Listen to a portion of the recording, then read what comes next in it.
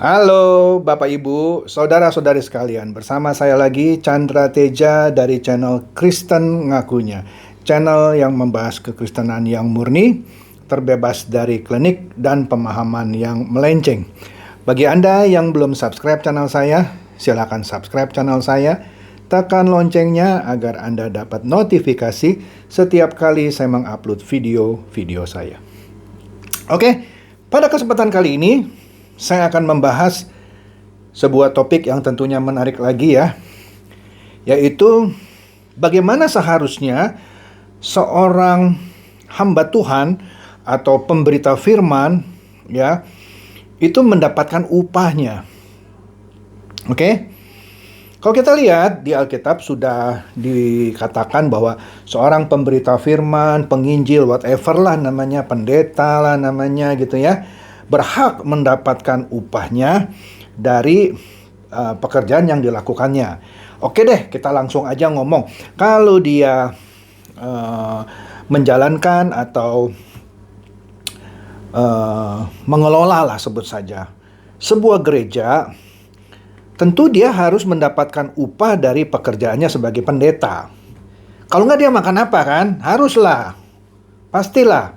Nah, jadi dapatnya dari mana? Ya, yang paling gampang deh ya.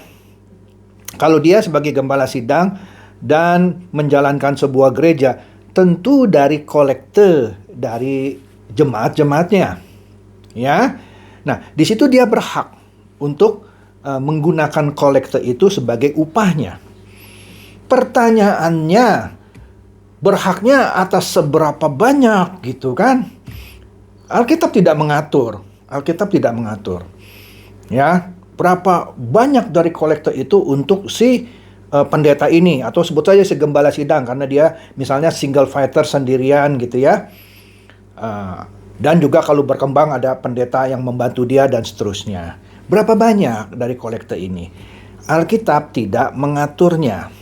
Ya, oleh karena itu diperlukan kebijaksanaan dari masing-masing gembala sidang, pendeta dalam hal mengelola kolekte ini. Nah, kolekte ini kan sering kita sebut adalah suatu persembahan dari para jemaat untuk mendukung pekerjaan Tuhan di muka bumi. Betul kan? Pekerjaan Tuhan di muka bumi apa? Yaitu pengabaran Injil yang dilakukan oleh gembala sidang dan para pendetanya. Ya dong. Apalagi untuk bayar misalnya kalau gerejanya itu masing sewa, ya untuk bayar biaya sewa. Ya, bayar listrik, bayar air dan seterusnya, ya, maintenance alat-alat musik dan seterusnya. Oke, membeli bangku dan segala macam. Nah, disitulah digunakanlah kolekte ini. Nah, sekali lagi pertanyaannya, berapa banyak dari kolekte itu yang menjadi milik si pendeta? Kan dia berhak untuk mendapatkan upah kan? Nah, di sini menarik karena sekali lagi Alkitab tidak mengatur berapa persen dari kolektor itu menjadi bagian si gembala sidang, pendeta, dan lain-lain. Maka dari itu diperlukan hikmat yang super luar biasa. Maksudnya begini loh. Kalau ada gereja, pastilah ada gereja kecil yang kekurangan. Maksudnya apa? Misalnya jemaatnya nggak banyak-banyak banget ya. Lagi pula jemaatnya itu dua kemungkinan ya, miskin atau pelit. Ya kalau miskin mau dibilang apa? Nah yang kasihan adalah pelit. Udah kecil jemaatnya punya uang tapi pelit. Nggak mau memberi untuk pekerjaan Tuhan. Memberi tapi sedikit-dikit aja gitu. Tentu gereja seperti ini akan kekurangan. Jangankan untuk ngambil gaji untuk si pendeta ini, untuk bayar sewa listrik, biaya listrik maksud saya, air dan lain-lain, itu saja mungkin masih kurang. Bisa-bisa dia sendiri tidak bisa menikmati. Oke?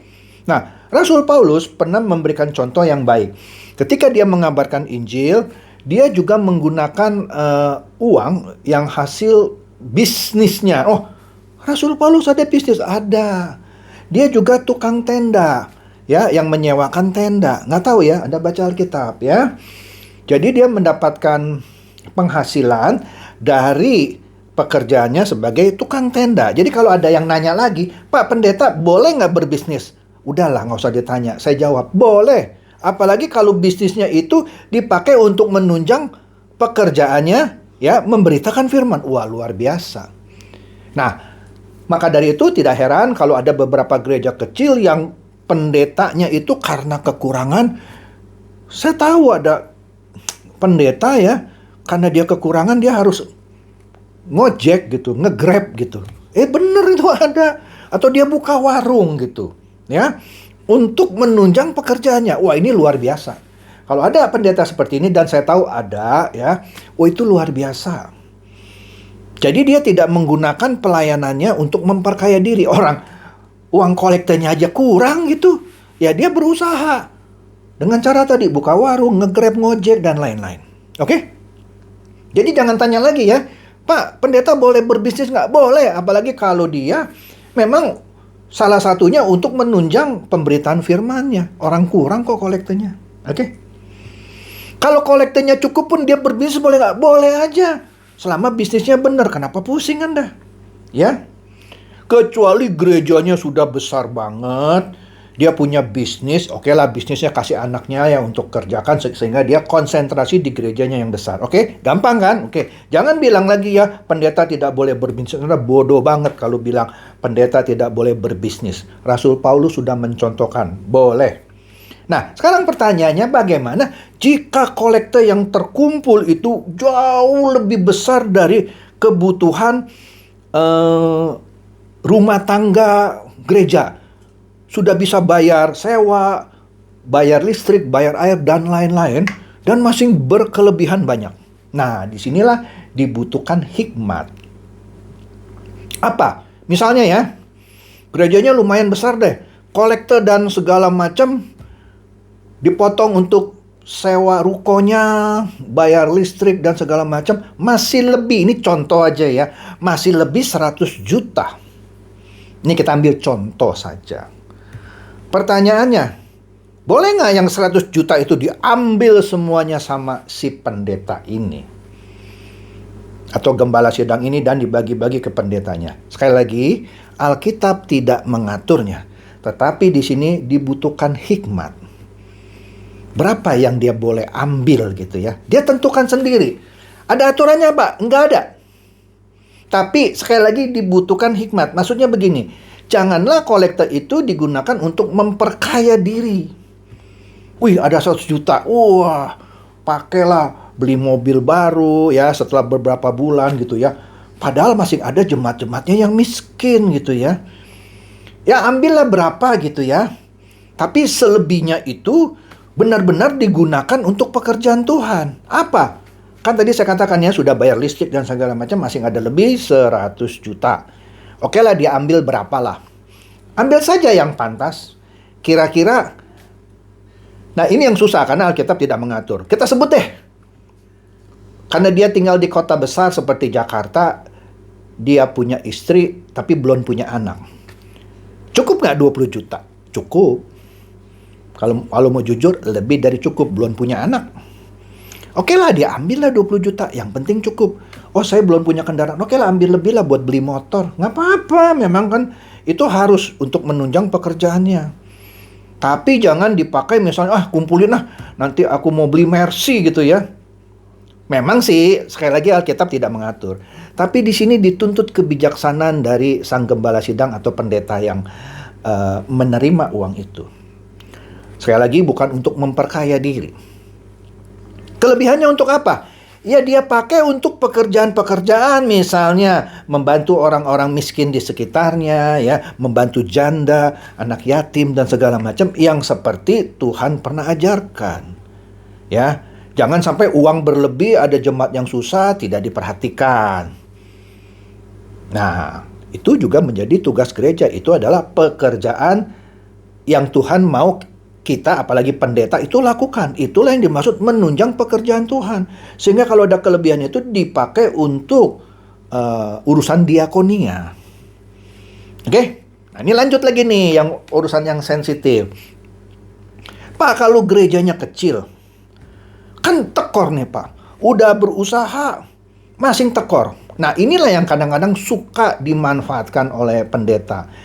Dia mati-matian menggunakan ayat-ayat persepuluhan supaya jemaatnya itu memberi. Kalau nggak memberi dibilang pelit. Nah, inilah suatu hal yang tidak bijak.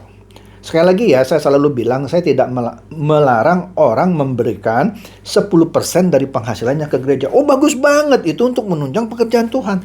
Tapi saya tidak pernah menyebut itu adalah persepuluhan. Sudah saya terangkan ya berkali-kali, persepuluhan itu bukan uang. Dengar lagi lah beberapa video saya, ada 29 episode itu ya. Apalagi kalau gerejanya sudah besar dan dia kelebihannya, tadi kan contoh saya 100 juta. Kelebihannya misalnya setiap bulan 300 juta. Masing mengkhotbahkan persepuluhan. Supaya bisa beli Rolls Royce misalnya. Supaya bisa beli Ferrari misalnya. Dia pakai itu ayat-ayat persepuluhan untuk memberkati dirinya. Wah, ini terkutuk sekali. Jangan bilang lah, ini persepuluhan tuh perintah Tuhan. Kalau engkau tidak membawa persepuluhan ke gereja, maka tingkap-tingkap langit tidak akan dibukakan.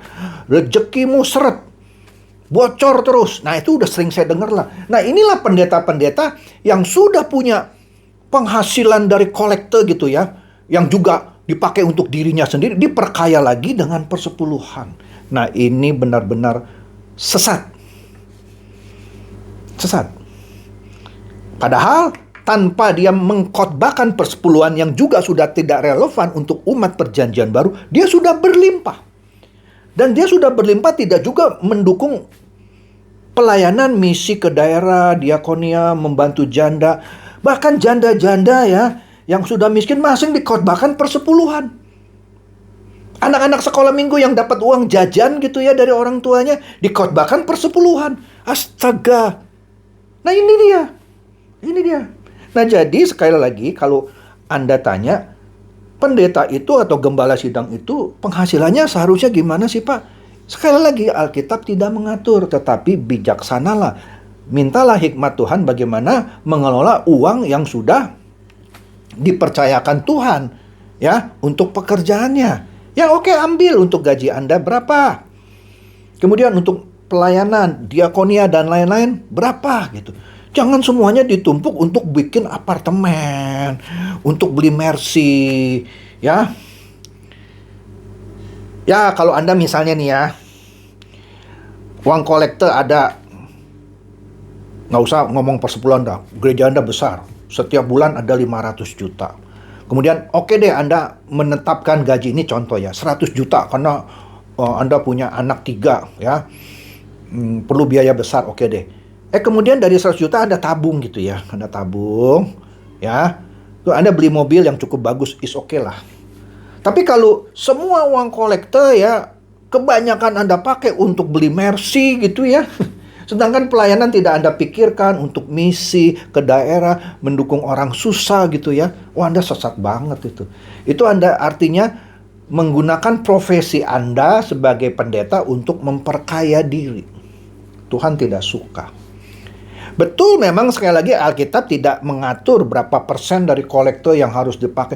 Tapi bijaksanalah. Mintalah hikmat pada Tuhan untuk mengelola uang jemaat yang sudah dipercayakan kepada Anda untuk pekerjaannya di muka bumi. Jangan Anda pintar khotbahnya, berilah untuk pekerjaan Tuhan di muka bumi. Padahal ketika uang itu sudah diberi, bukan untuk pekerjaan Tuhan, untuk kekayaan pribadi. Inilah pendeta-pendeta sesat. Ya, jadi mohon maaf kalau ada yang tersinggung, berarti Anda pelakunya.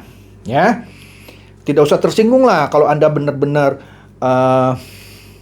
hamba Tuhan, pendeta atau gembala sidang yang penuh hikmat. Anda harusnya mengamini apa yang saya sampaikan ini. Tapi kalau Anda tersinggung, artinya Anda pelakunya. Oke, gampang kan? Oke, itu saja deh. Semoga ini mencerdaskan dan mencerahkan Anda semua. Silakan share video saya ini kepada teman-teman, sahabat, atau kerabat supaya mereka tambah cerdas dan tercerahkan. Seperti biasa, Shalom.